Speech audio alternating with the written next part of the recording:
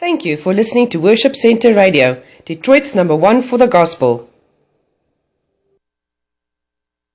But if the watchman sees the sword coming and does not blow the trumpet to warn the people, and the sword comes and takes someone's life, that person's life will be taken because of their sin. But I will hold the watchman accountable for their blood. Son of man, I have made you a watchman for the people of Israel. So hear the word I speak, and give them warning for me. We are on the mountaintop, ready to roll. It is 6 o'clock, people. You know what time it is. It's the Watchman's voice.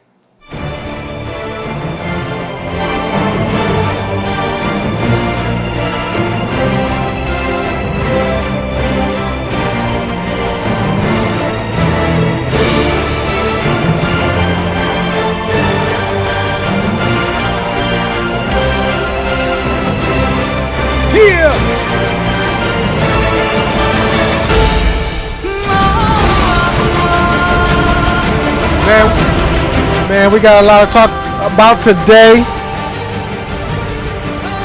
We can keep talking about the things that are happening in the church and going on. People say I'm too negative.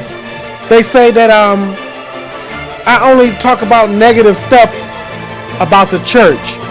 I should talk about more happy things. And I say to them people, get real. Let's do this. Like we do at this time, all the time. The Watchman's voice. We about to get real, y'all. Let's do it.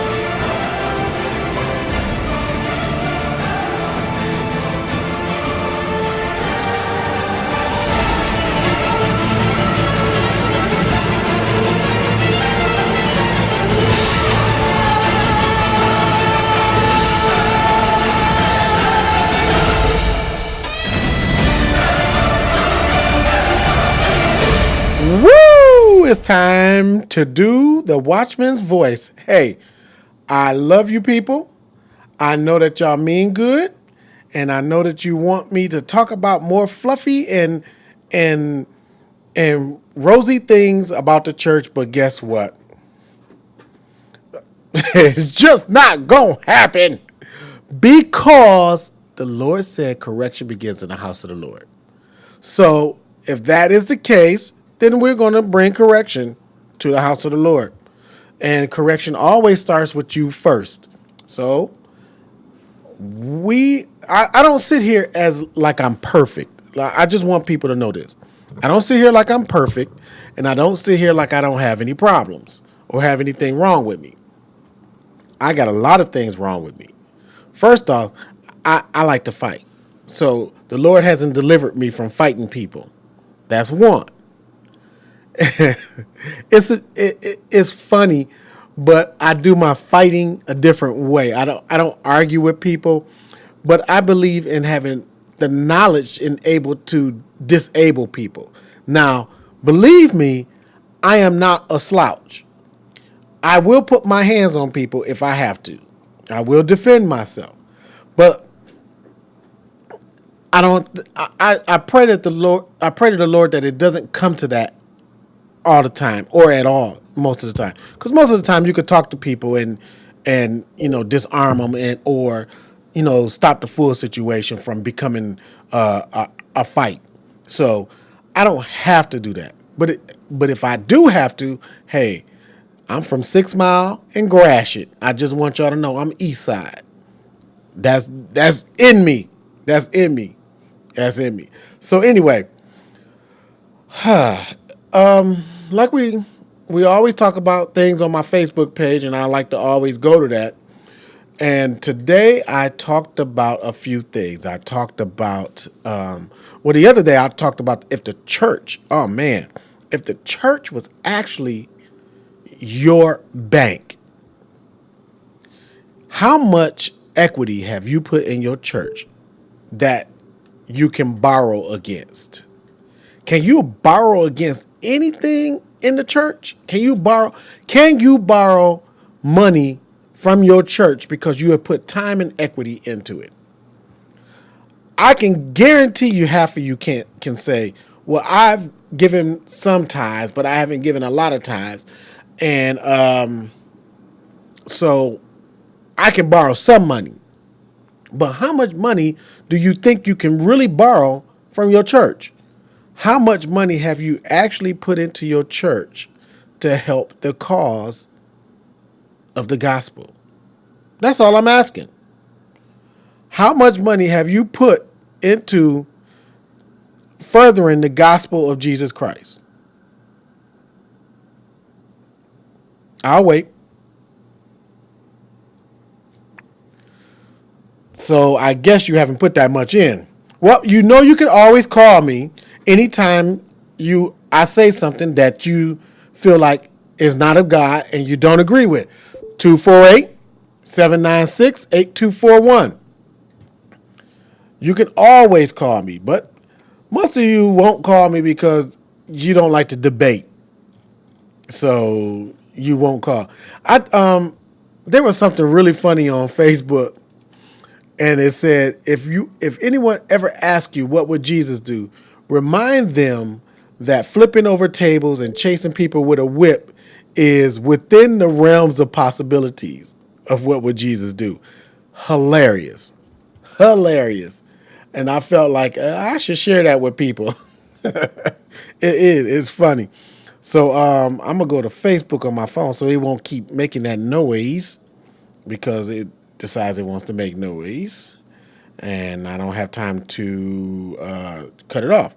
But anyway, so let's talk about two things today. Today we're going to talk about the most important thing, and that's tithing. But we're going to talk about that after we play this song, and I'll be back in a minute. Ain't nothing gonna stop me now. I gotta keep on moving till I reach the high ground. My soul can't rest, the spirit won't let me. Ain't nothing gonna stop me now. I gotta keep on moving till I reach the high ground. My soul can't rest, the spirit won't let me. Won't be stopped by the enemy. He don't want me to run on, see what the end's gonna be. But heaven is a place prepared for me. I gotta keep moving. I wanna see Jesus. Whoa.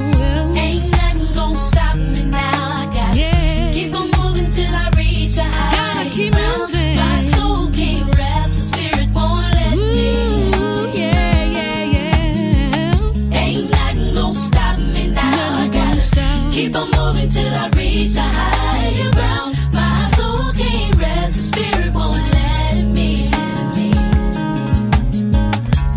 Now is not the time to give up the race. Tell the devil he's a lie. Look the devil in his face. This courage I have is from the one who truly saves. I gotta keep moving. Nothing's gonna hinder me, no. Gotta keep moving. Yeah. Gotta keep moving. Gotta keep moving. I gotta keep moving. Gotta keep moving. Yes,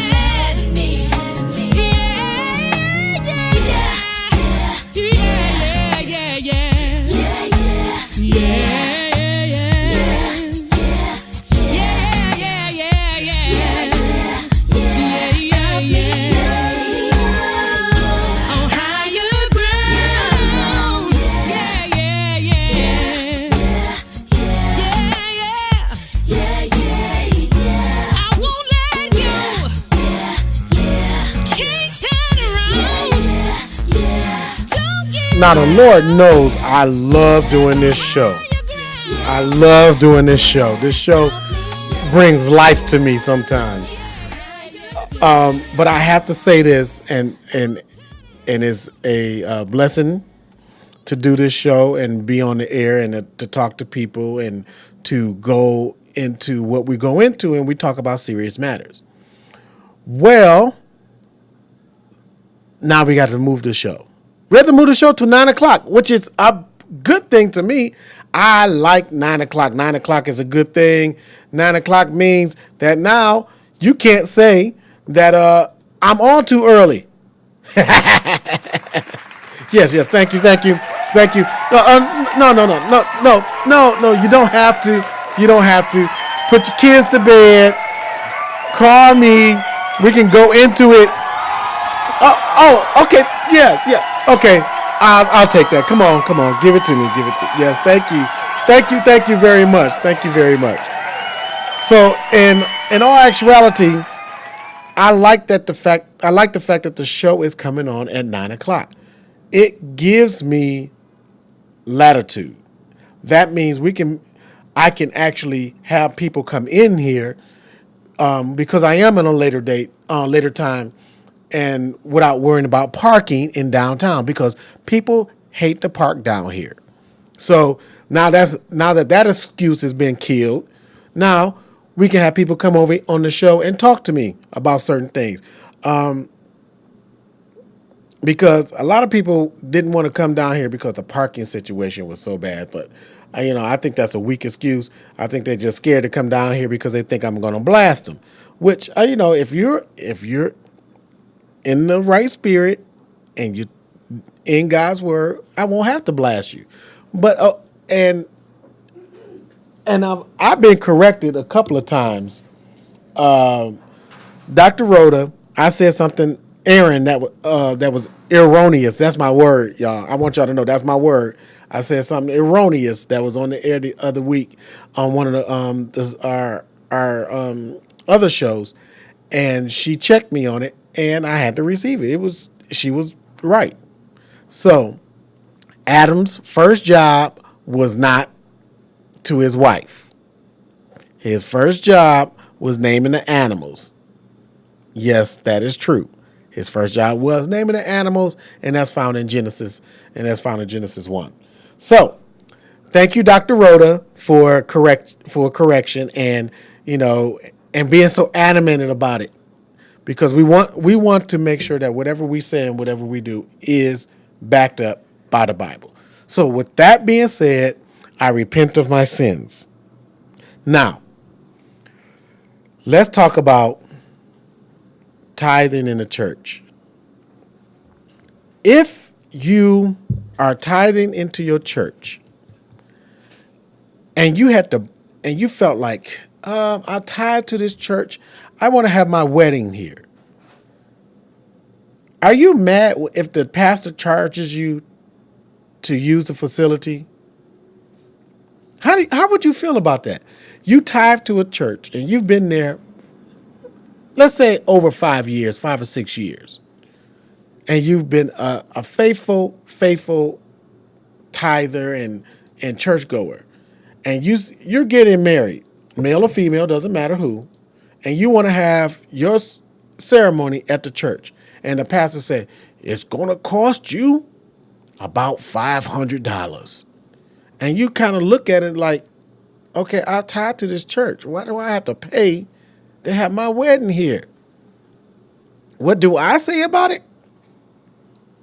I say, why should you pay to have your ceremony at a church that you tithe and put money in and have equity in and time and everything else? I don't know. Maybe a pastor can call us and tell us why that's a option, or why do they feel like it's right for you to charge? Because I feel like this: people that have put time and put money into the church shouldn't feel like they get a return on it, but there should be some benefits to it. There should be some benefits, because The way we're doing church now is not the way church was set up originally in the Bible. It's not. We have been doing church so wrong for the last 100, 200, 300, 400, 500 years. Let's say 1,000. What's this date? Let's say we've been doing church wrong for the last 2,015 years. Because I'll take off the 30 years that Jesus was around and maybe the 2 years after he was around. But we've been doing church wrong for a long time. Tithing was not meant to support the church. If that's biblical. You want me to back it up? Okay, let's go to Malachi. Let's go to Malachi and find out what tithing was supposed to be. See, when you go to the Bible and you talk about tithing, people pull that one Malachi verse that says, Malachi 3, where it says, should a man rob God? And they forget about the rest of the Malachi. They forget all about the rest of the book of Malachi, because in there, God is saying, bring the tithe and the offering to the storehouse, so there may be meat in the storehouse. Not only is he saying that, but he's saying, bring the tithe and the offering, and then bring 1/10 of the offering and tithe to the treasury. What? Okay. Well, first off, I'm going to go to a song, and then I'm going to come back with that. But I really need y'all to know. I need y'all to look it up real hard. Look at Malachi, because the Lord said, bring the offering and the tithe to the storehouse, to the church. Bring it to the church. Bring it to the temple. And then bring 1/10 of that to the treasury. Oops, I'm sorry. Bring 1/10 of that to the treasury. Why would God say that if he didn't mean for the church to have money? So what pays the bills in the church? What's supposed to pay the bills in the church? Not the tithe. The tithe is not supposed to pay the bills in the church. The tithes are for other things. The tithes are set up for you to give back to the people, because that was the original setup for the tithe. When the Lord said, bring the meat into the storehouse, so there may be food when there is famine. So that meant make sure there's food around, that when time gets short, times get tough, my people will still be able to eat. So if 1/10 of the tithe, that means the money in the book of Malachi, they was talking more about the first fruits and the money, in the collection of the money.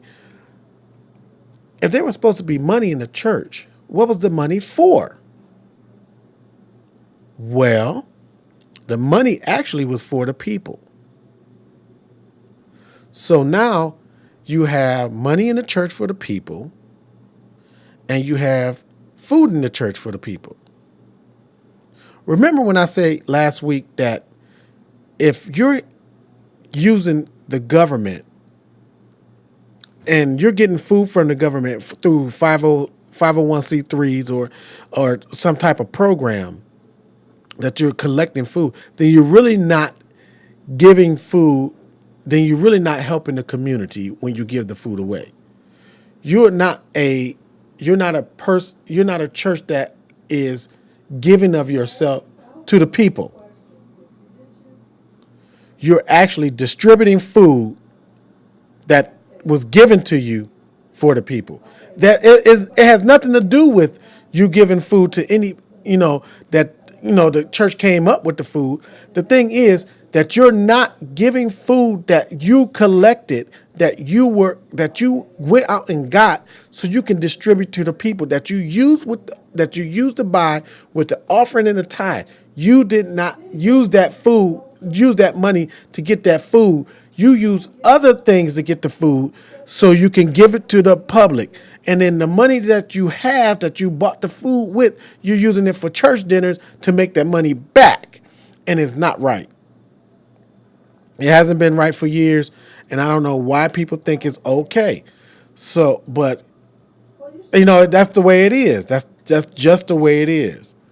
And if you're using that money for things other than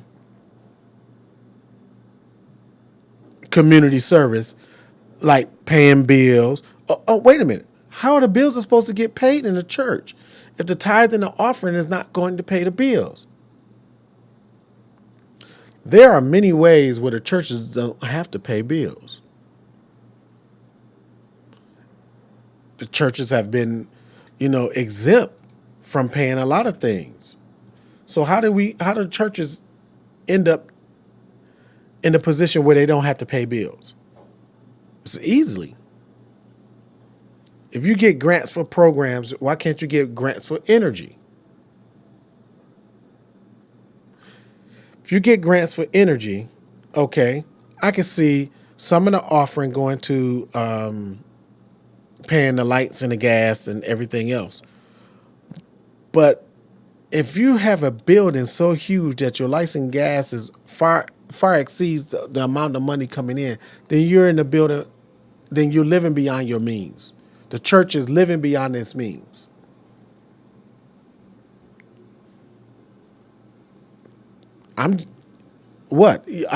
You're looking at me like, how can a church be living beyond its means?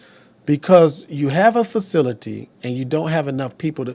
If you was in a house, let's put it this way: if you was in a house and you decided, I'm gonna move out of Detroit because I don't like Detroit, but I'm gonna move to Farmington Hills, and the house in Detroit costs you well within your budget. You're paying $1,000 for a nice size house in Detroit.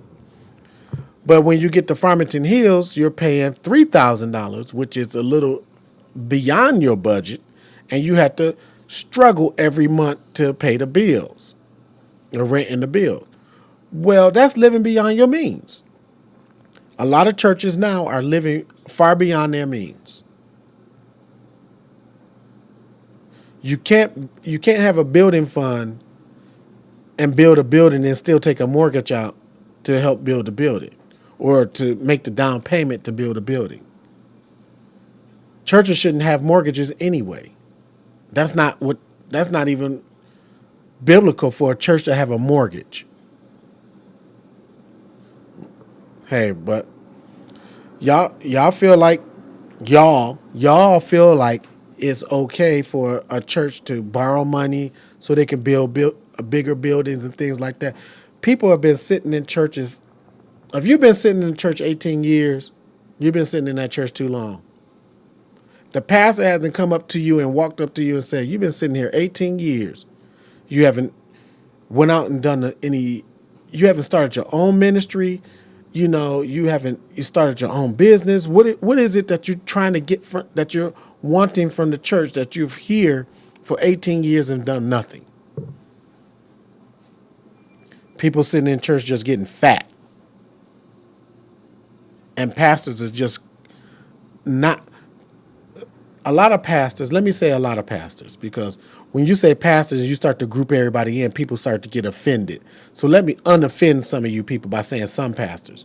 Some pastors, and if you don't fall into this category, don't call me or hit me on Facebook talking about you shouldn't be talking about pastors like that. And if you don't fall in this category, be quiet. And if you do fall in this category, still be quiet because you don't want to bring attention to yourself. Pastors are so content in taking money and tithes because of the people that are there that they don't want you to flourish and do nothing because they want you to keep bringing the tithes to them and the offering to them. They're content in you just doing nothing and just keep bringing us money. Now, I know that offended somebody. I know it did. Well, if it offended you and you feel like you need to say something, even though I told you to be quiet and don't say nothing and don't bring attention to yourself, call me at 248-796-8241. Let's talk about it, because it's easy to be offended. And if I offend you, it's easier to call me and tell me what your offense is. Because in the Bible it says if a brother has offended you, go to him and talk to him about it. So if I offended you, in which I know I have, because some of you are sitting around saying I should call, but the Lord, he's going to have to hold my mule because I'm going to say something really harsh to him. I'm ready. I can handle it. What you're not ready for is the truth, because that's truth. If they have been sitting in your church and you have not helped them flourish or bring their gifts out, it's your fault that they're still sitting there. But you're too content in just collecting money that you'll just let them sit there, because you'd rather have the money and have them in your church than to have them flourish and then move out of your church. Because every pew that's empty means dollars to you. If you're that pastor, then you're the one that's going to get judged really harsh when you get to heaven. And people and pastors, stop telling your parishioners that they're going to get a crown with a jewel for every soul that they save when they get to heaven. That's so erroneous and so wrong. All right, we're going to be back after this. I got more to talk about. We're going to switch it up a little bit. Why the world is mimicking the church. Let's talk about it. My folks and friends listen to these words. See, God save me from myself when no one else was around. And it was only by His grace, His mercy, His favor. Cause I know I don't deserve all the love He showed me, how He let me know He never gonna leave my side.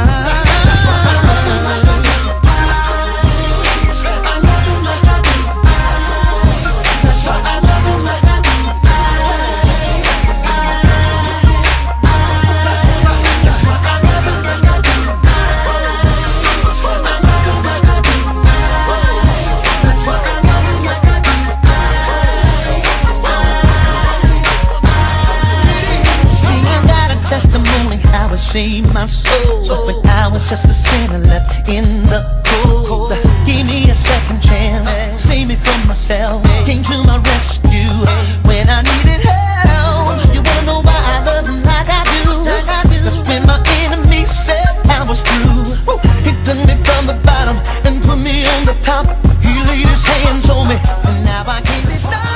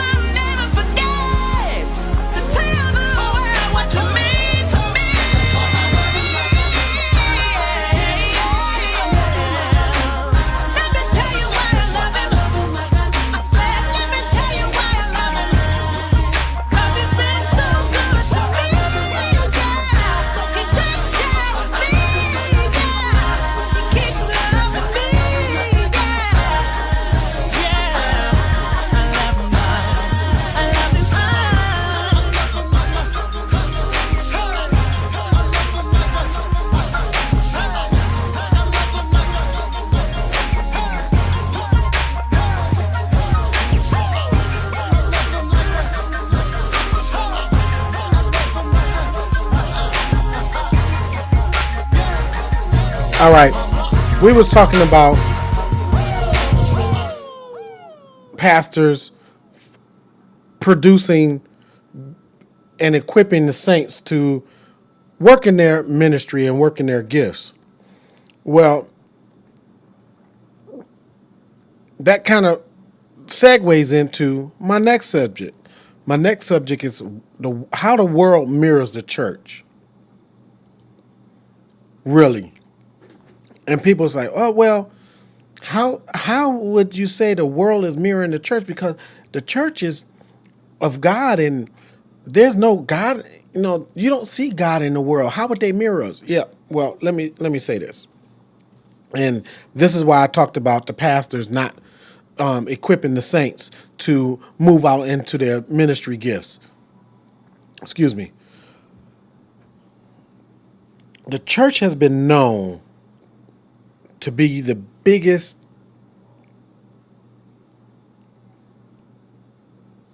to be against abortion. Let me say that. But we are the ones that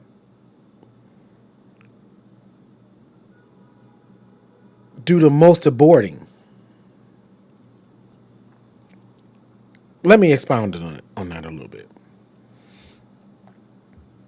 We are church pastors and leaders have aborted so many different dreams and ministries over the past, let me say, that I've seen over the course of my life, maybe the last 20 years. I've seen people who have been devastated and crushed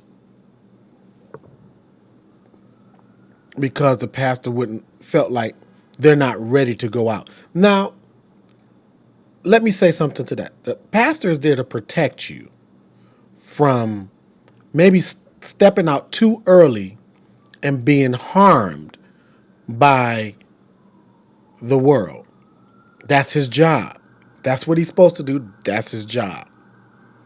But some pastors don't want you to go out in this world and flourish because they think that you might start your own thing and pull too many people from them. And so they kill the dream.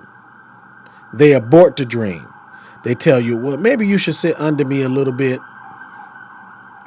Or they don't even go to God and pray about it. Even after you've come to them and said, I've prayed about it, I talked to the Lord wants me to move into this area of my ministry, and I just need your blessings. They've come to you right, and you have aborted their ministry. You have killed their ministry. You have killed the dream and the ministry, and then you wonder why there are so many people in the church. And I almost hate this phrase that the church is supposed to be the hospital for the saints. And it's not. It's not supposed to be a hospital for saints. Even though the saints are hurting and saints are going through things, the church is supposed to be the hospital for the lost, not the people in the church. Because most of the time, the people in the church are hurting because of their own situations and their own faults that they know better. Hey, I was one of them. I knew better. I lived in the situation where I wasn't supposed to be living in, and I caused my own hurt and pain.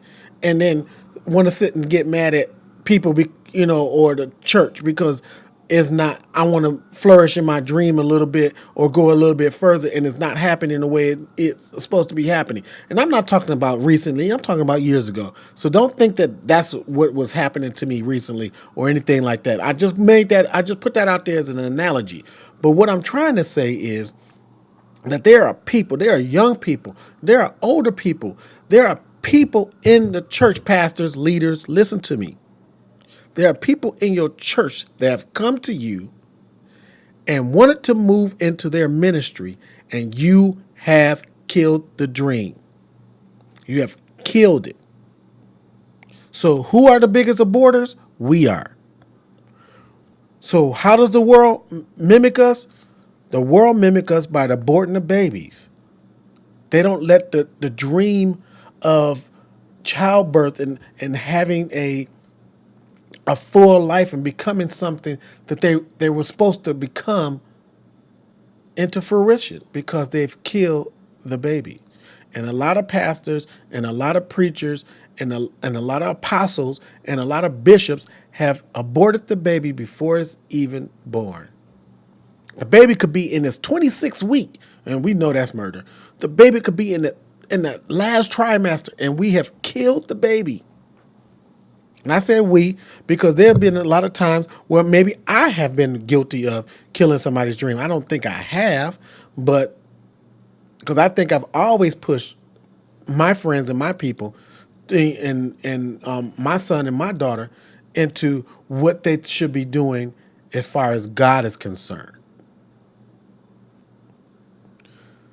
So yeah, that's where the world mirrors the church. Abortion. Because we got to figure out, and then in the Bible, Jesus set it up a long time ago. And I should say, not only Jesus, but God set it up a long time ago, even in the Old Testament, that the children are the basis, are the foundation of the next generation. So behind me, my children is the foundation of their generation.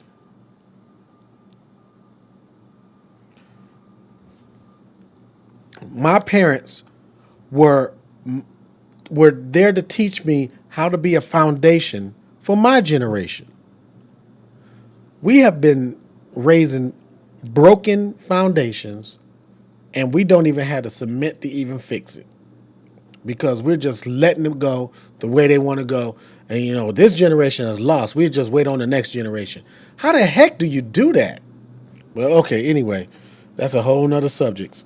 Let's go into the world mirrors the church in hate. How does the world mirror the church in hate? The church is supposed to be love. God is love. God said, I am love. How does the church hate? The church is the biggest hate mongers. I'm going to tell you why. Here we go. You see what happened when they passed that law where gay marriages was legal. Now, let me play the advocate for a second. I'm not even going to say the devil's advocate. Let me play the advocate for a second. If gay marriages is passed, and we know that it's wrong, but it doesn't affect your house, what are we angry about? Well, there's 3 reasons for us to be angry. One, we should have had the right to say that we don't want gay marriages in our state. We voted against it. It got shut down numerous amount of times that they keep bringing it to the ballot. And so that's why they went Supreme Court, because of the simple fact that every state that didn't want to recognize gay marriages. Now the Supreme Court has passed a law where every state has to recognize it. That's fine. That's fine. As wrong as it is, it's fine. Okay, it's done. Do we fight it? We can. Will it matter? Probably not, because that has really nothing to do with the person. Their law has nothing to do with the gay person. Let me put it to you this way. That law was not just about gay marriage. And you'll see in the coming months that law really wasn't just about gay marriages. It really wasn't. You're going to see that, and and if you don't watch the news and you don't keep up on current times, you're going to be shocked and you're going to be caught off guard by a lot of things that's happening, because you don't know what to pray about. See, and so let's continue to talk about hate. We don't like people that are not like us. That's called racism, isn't it? I thought it was. It was called racism all the time I was growing up. Christians don't like people that are not. Christians don't like other Christians. We don't like this person because he's apostolic and I'm Baptist. We don't like that person because he's Church of God in Christ and I'm non-denominational. We don't like this because they're full gospel and I'm, non-full gospel. You know what I'm saying? We created these barriers. And what does the church do? Well, if they can have this type of racism and shut other people out, when other people are looking to the church for that light in their darkest time, and the church turns around and become the biggest person or the biggest proponent against them, then what do you think people are going to do? They're going to hate the church. Well, we set it up like that. We don't like people outside. We really, really go off on people that are not saved. If you're not saved, you're going to hell. That's just the big and small of it. If you're not saved, if you don't believe in Jesus, you're going to hell. And that's how we do it. There's no discussion. There's nothing of it. You're going to hell. Really? Is that how we do it now? Because that's how we've been doing it. But should that be how we're doing it now? I don't know. People, church, we create a lot of the world's problems. And we don't see that we have. And we sit there and say, oh, let's fix it. Let's pray. Let's pray about it. But you can't pray if you don't like the people. How can you pray for somebody you don't like? Well, I love them. I don't have to like them. Well, yeah, you sometimes the Lord is going to,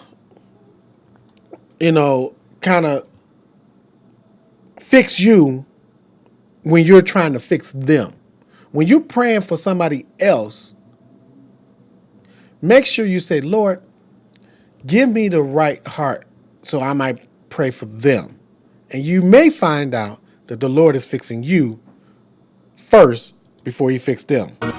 Ladies and gentlemen, boys and girls, introducing to some, presenting to others, the world-renowned Brother Dre and the Doc of Rock in the building, coming to rock out, rock out, rock out, rock out, rock out, let's go! Rock out for Christ, we rock out, we're not bound, never get knocked out. I tell you we rock out for Christ, we rock out, we're not bound, never get knocked out. I tell you we rock out for Christ, we rock out, we're not bound, never get knocked out. Rock women now, women now, women now, women now. It's been a long time coming, quitting is ridiculous. Any witness of G, it's been a long time going. Hard spiritual war, man, it's all mind blowing. To keep it real with your homie, hell a long line growing. I rock out for Christ, I rock out, might get knocked down, but not out, so watch out. I'm not scared of the devil with secular reckon, but not for Christ, I'm about to never make a regular record. So when they get the poppin', they turnin', it's okay. And then the popular jumpin', it's okay.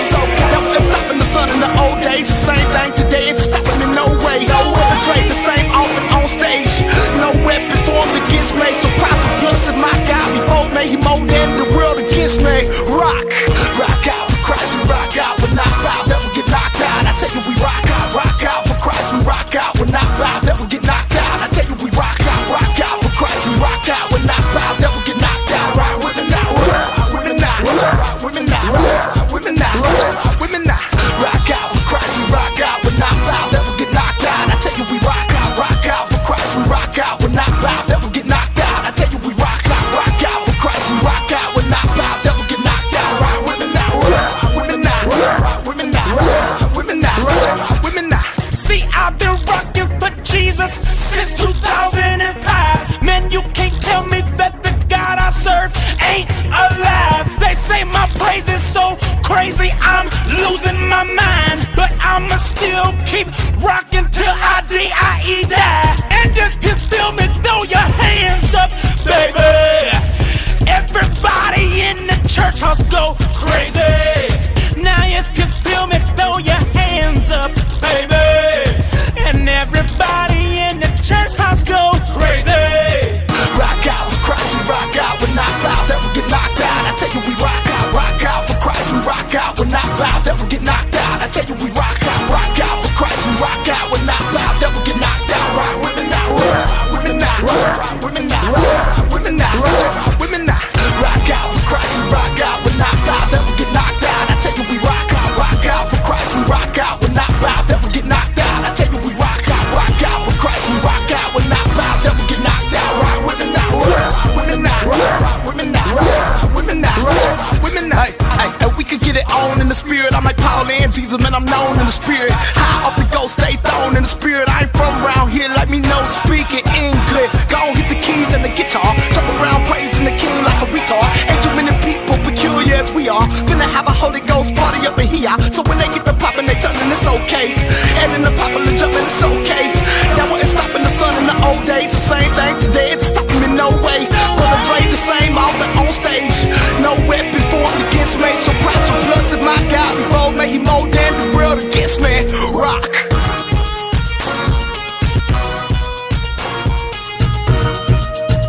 So you ask, how is it that the church hates more than the world? I didn't say they hate more than the world. I just say they help perpetuate hate in the world. And they have. Can we put it all on the church? No, we can't put it all on the church, but the world has mirrored the church from the time the churches began. See, and I'm going to tell you how. Satan's goal is to pervert what God has set for good. So if God has set love up, then setting hate up is a perversion of love. Right? All right. I just so you can see where I was coming from. All right. So let's go into the next quote. The world mirrors the church in paganism. So you asking me, there is no paganism in the church. So how does the world mirror the church? Yeah. Okay. Let me stop you there. The world mirrors the church because we have a God that we serve, an almighty God that's everlasting, that's omnipotent, omnipresent. God is everything. He is Jehovah Rapha. He is all. Don't get me started. But listen, the world doesn't have what we have, so they create their own gods. Okay, they create their own gods, and so with creating those gods, they create pagan gods. So, because they wanted a God like the one we serve, so they serve these pagan gods, thinking that these gods are helping them, when it's really just their life choices and familiar spirits and demonology and a lot of things that seem right to them or seem to be going right because they have sold themselves out to these gods actually isn't going right at all, because their soul will be required at death. That's just one. And, I can leave it at that. And I think I will leave it at that today. Because there's a lot of paganism inside of the church. Now, the church has picked up so many pagan things. Oh, I have a call. Uh-oh, somebody's calling me to try to say what's on their mind. Let's find out who it is. Caller, you're on the air. Hello? Hi, this is Yolanda Coleman. Yes. I was calling in for the radio. Yes. Widows with Wisdom. Oh, hi. Oh, that's the next show. I'm sorry. Can you call back within like 6 or 7 minutes? Oh, okay. No problem. Will do. Okay. Thank you. Man, that wasn't even for me. I'm mad. I thought I had somebody in my clutches. Funny stuff. Okay.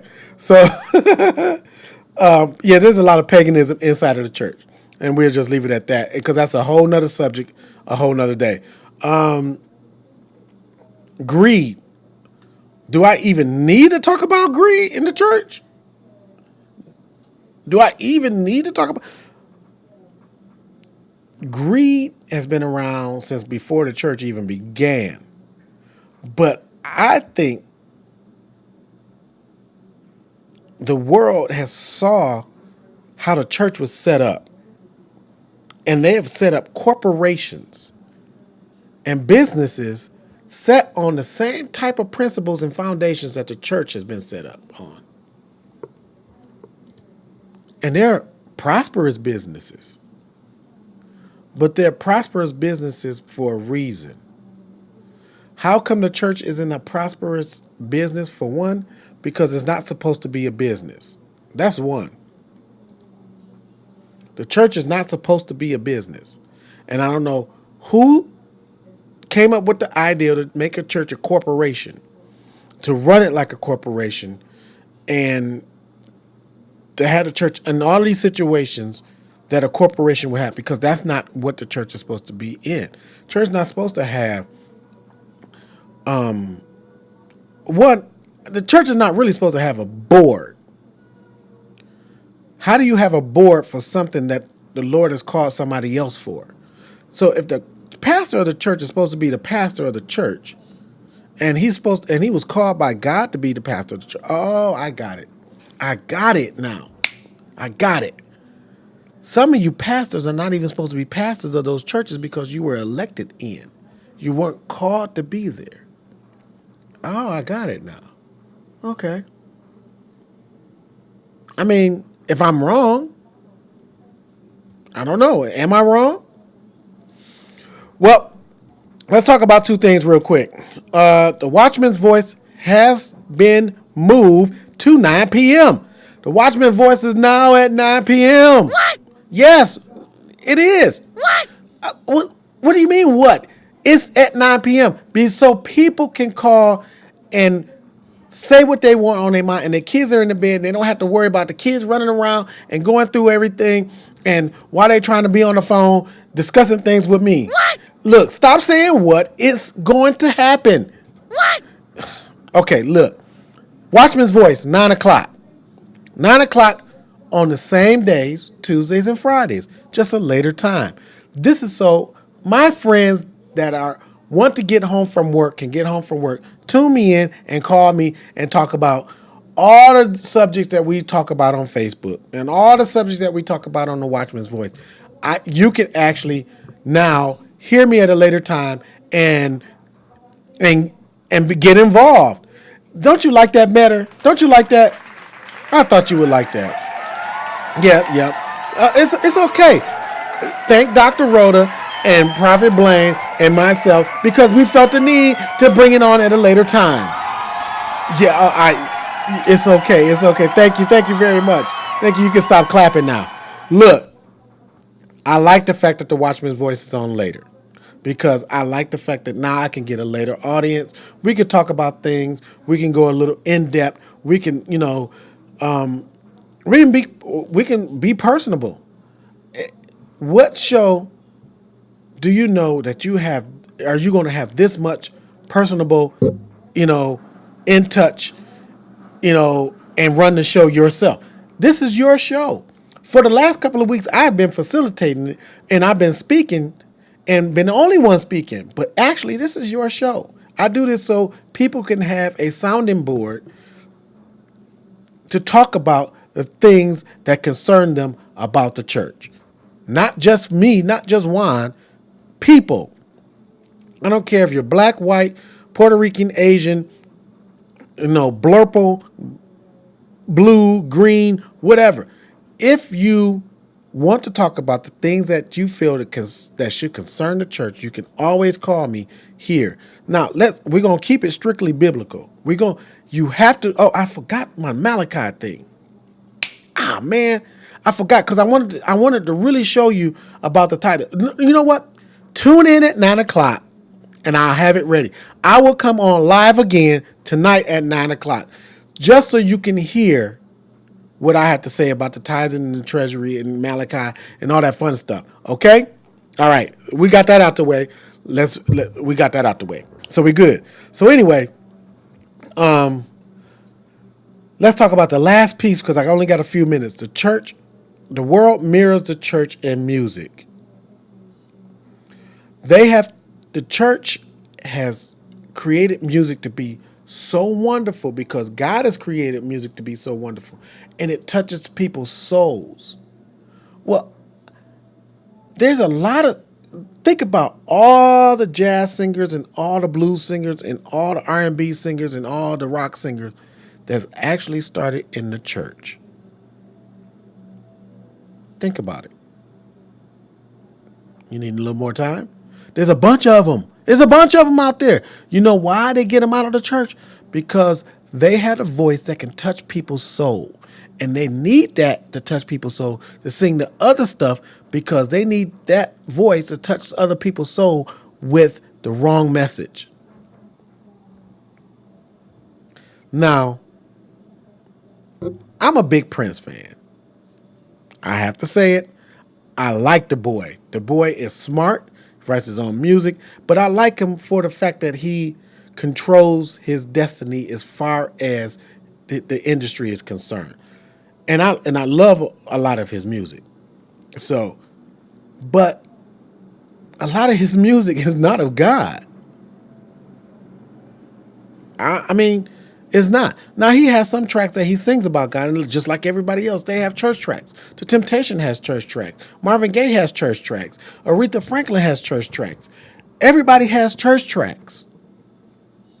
Because from where they come from, they don't forget where they come from, because of the simple fact that I came out of the church. I don't want to forget that. And I want people to feel like I forgot about my roots. Oh, here's another call. Now, if this is a call about another show, we gonna fight. Let me make sure this ain't the same number. It's the same number. Oh my goodness. So anyway, we're gonna get ready to get out of here. I got another show getting ready to come on, and we're doing what we got to do, people. I mean, we have to get it tight. If you're standing outside looking for Jesus to crack the sky, this is your fault, because he's not going to do that like right away. You don't even know when he's going to do that. So why are you standing outside and not living? Why are you sitting in the church saying, I can't wait for Jesus to come because the world is getting bad? Aren't you supposed to be out there trying to change the world until Jesus comes? Jesus told us that's what we're supposed to do. So why are we not doing it? I'm just saying. I mean, it's not hard. All it does is take us opening the door and walking out and talking to people. That's it. It's not a hard thing to talk to people. It's just emotion. So the Watchman's voice has been moved to 9 o'clock on Tuesdays and Fridays.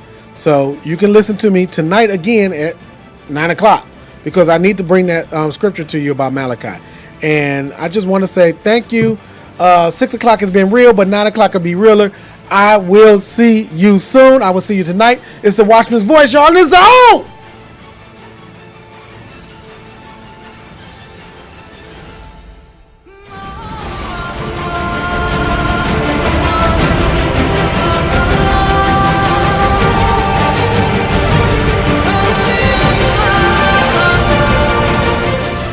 This program is brought to you by Worship Center Radio, Worship Center Network, and Holy Host, and supported by your generous donations. We thank you for listening, and remember to stand, watch, and pray. Until next time, I'm Juan Johnson.